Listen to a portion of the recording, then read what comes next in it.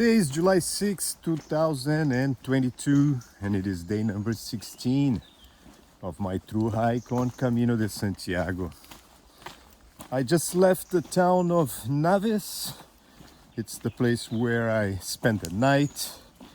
I was able to have a wonderful dinner at the only restaurant they have in town called Casa Raul, and I stayed at a very nice place called La Fonte, Hotel La Fonte, and I had a good breakfast this morning, and I just feel lazy after all that. It's 10:30 in the morning. It's a very late start for a pilgrim, but anyway, I don't know how far I'm gonna be hiking today. I'm gonna try to do 20 miles. The idea is to reach the town of Villa Viciosa by tomorrow evening, and from there my plan is to walk to the town of Oviedo, and where I will start Camino Primitivo. This seems to be a nice albergue. Very nice. It's actually a hostel.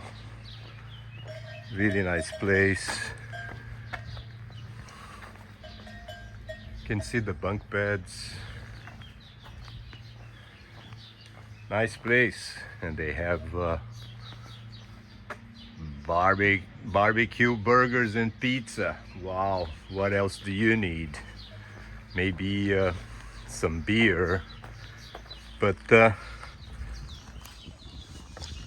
this is Camino de Santiago.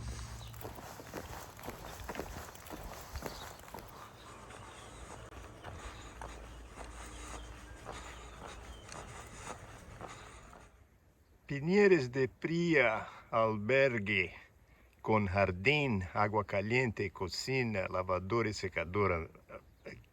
A hostel with a garden, hot water, kitchen, laundry. It's totally luxury for a hiker.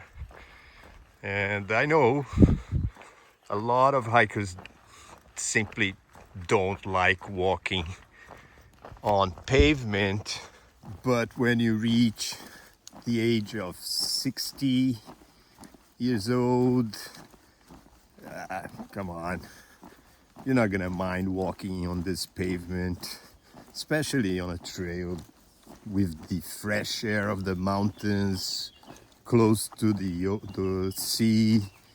And I'm talking to you, Ranger Danger. I hope that you're watching this video.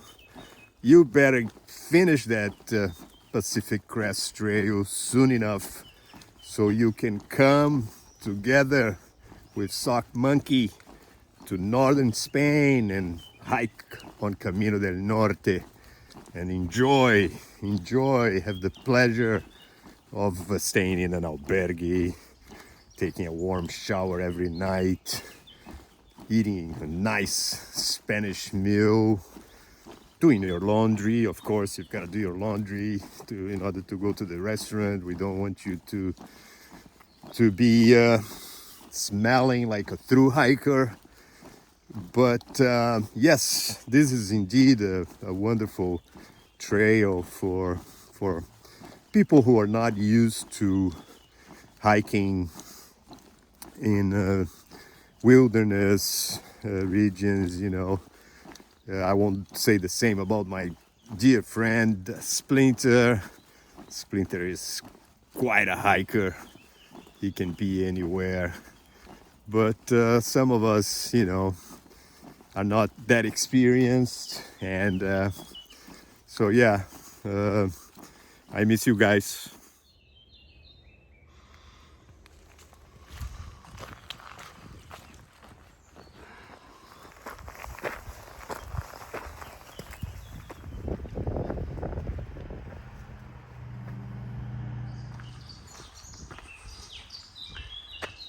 And yet another place for hikers to stay. Pensión San Jorge St. George Pension Albergue. It's not really an albergue, it's more like a bed and breakfast, but it's actually that place over there. It looks really nice.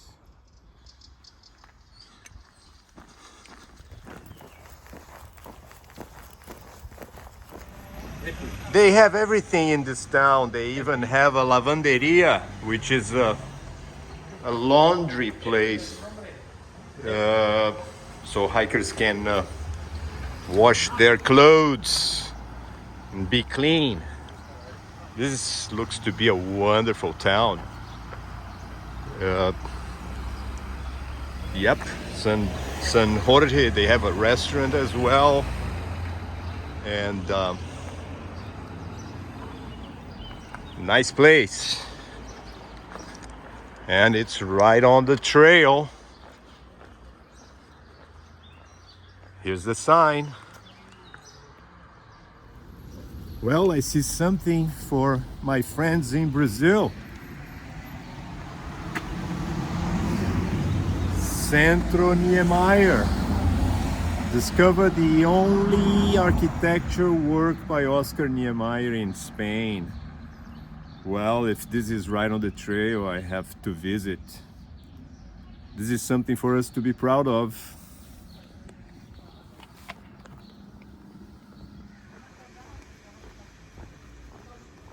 This is such a charming town. I'm gonna stop here for a café con leche. And it looks like a nice bakery, so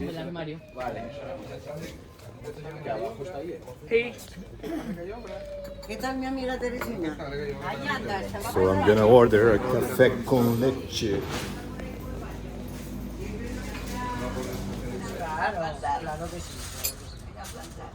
Lo que no comemos es lo más. Pescado, aquellas truchas pescaderas.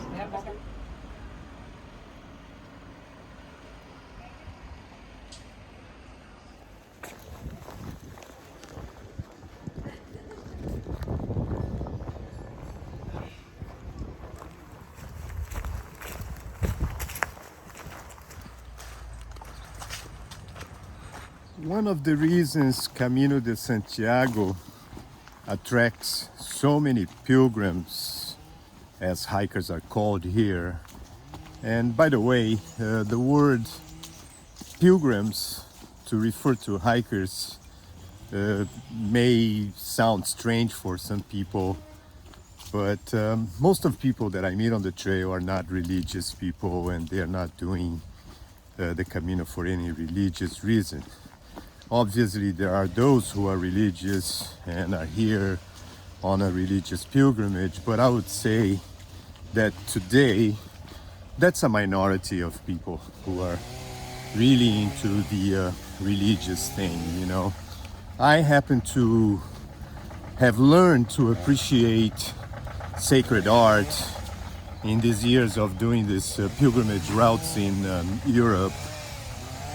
So I really enjoy going to churches and just being able to see all the artwork, the paintings and the sculptures they have. Actually, I remember my first time on Camino Francés, I was quite surprised to see some of the artwork in the churches. Well, first thing, I remember seeing Michelangelo in a cathedral in Logroño, so that was fantastic.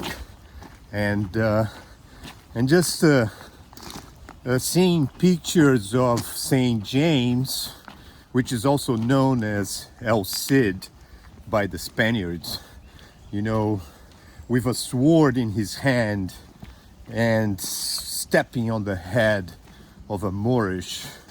I was like, you know, really confused, thinking, well, wasn't St. James an apostle?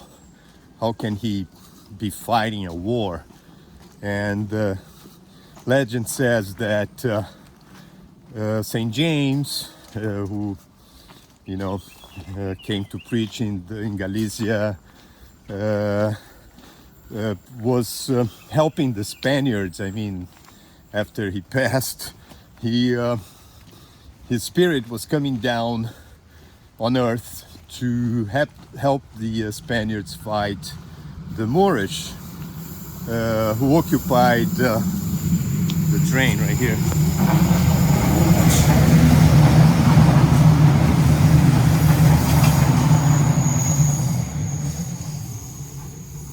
I'm walking right next to railroad tracks. Anyway, so St. James was also known as El Cid. He basically, his spirit was coming down to Spain to help fight the Moorish, who occupied Spain for over 200 years, especially the south of Spain, where today is Andalusia. And there is a reason the French way is called, or Camino Frances is called the French way, and that's because the French were the ones who came into Spain, into the northern part of Spain, to Christianize the Spaniards after the Moorish left. So this is the main reason the most popular Camino de Santiago is known as Camino Frances, which means the French way. And this is the reason why, the French were the ones coming into Spain to Christianize the Spaniards. I am actually convinced that, France is the country with the largest number of saints. One has only to take the subway in Paris, and you realize that, so many subway stations in Paris are named after French saints. But anyway, getting back to to what I started talking about is the main reason Camino de Santiago attracts pilgrims, hikers, is the infrastructure they have on this route, especially for hikers. A hiker has everything he needs or she needs here. Albergues, which cost around 10 euros to spend a night. Some are actually working, the ones that the albergues which are in churches. It's basically they have they work on a donation basis, so one pays how much he can or she can, and but yeah, they have everything a hiker needs here, all the facilities, and that's why so many hikers choose to come to Spain to experience their first long distance trail. And this is what happened to me in 2011 when I came and hiked Camino Frances. I had no experience whatsoever on hiking, and after hiking for an entire month, I just fell in love with this idea of traveling by foot, which I've been doing consistently since I hiked Camino Frances in 2011.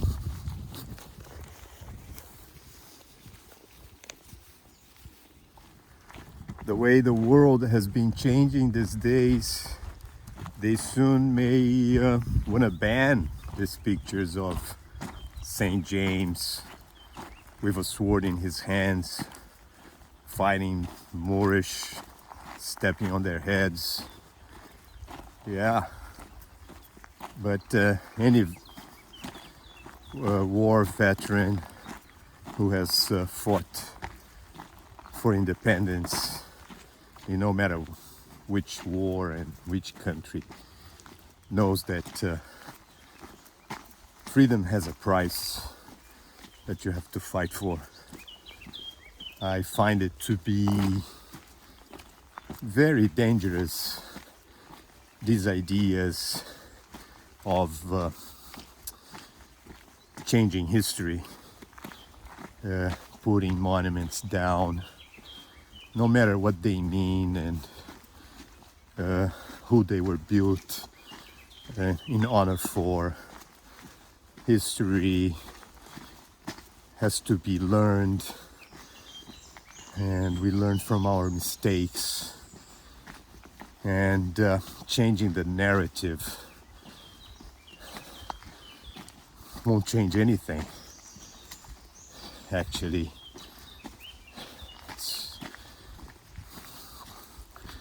I feel very sad. Actually, I lived in Ukraine. I arrived in Kiev right after the collapse of the Soviet Union.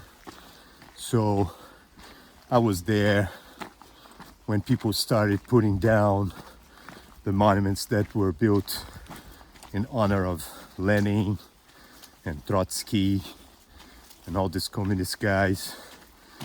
And I see what's happening today in Ukraine.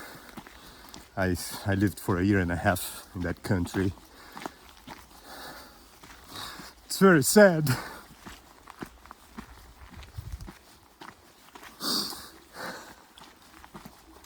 And I feel for the Ukrainian people who are suffering. People who appreciate their independence,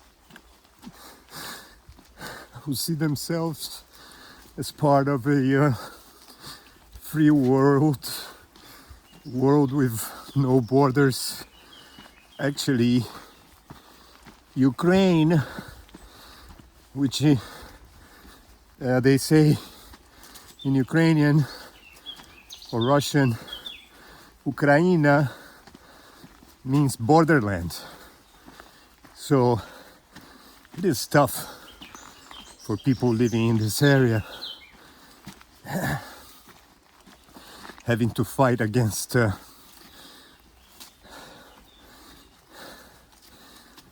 tyrants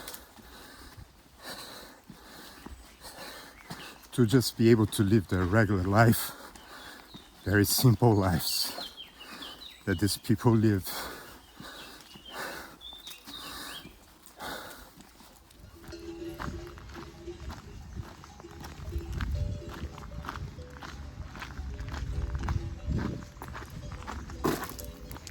Obviously, this whole story of El Cid being St. James is pure legend, as it is the idea that St. James came to Galicia and his remains were found where today is the Cathedral of Santiago. But I guess we need these stories to inspire us, to make us move. And the fact is that the roots of Western society is the expansion of Christianity, and understanding Christian values certainly helped us build the society we have today in the Western world. And as for El Cid, St. James helping fighting the Moorish, the fact is somebody had to fight.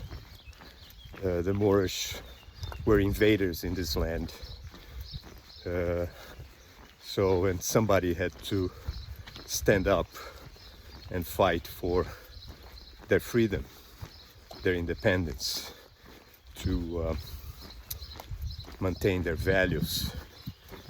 And these are the real El Cids, and the ones who fought for independence.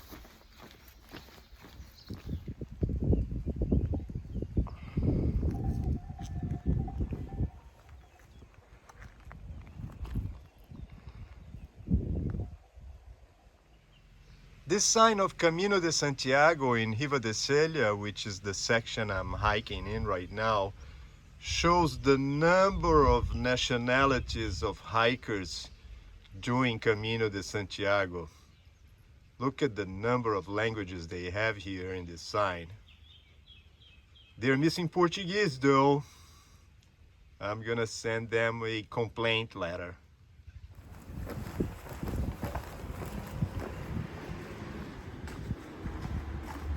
It is 2:30 in the afternoon and I'm reaching the town of Riva de Sella.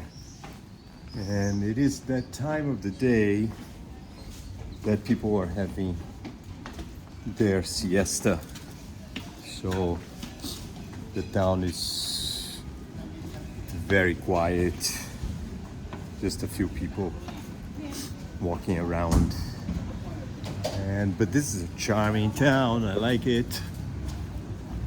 I like what I see. So I'm gonna stop to have lunch somewhere and I will decide what am I going to do for the rest of the day today, if I will continue walking or if I'm gonna stay right in this town. We'll see.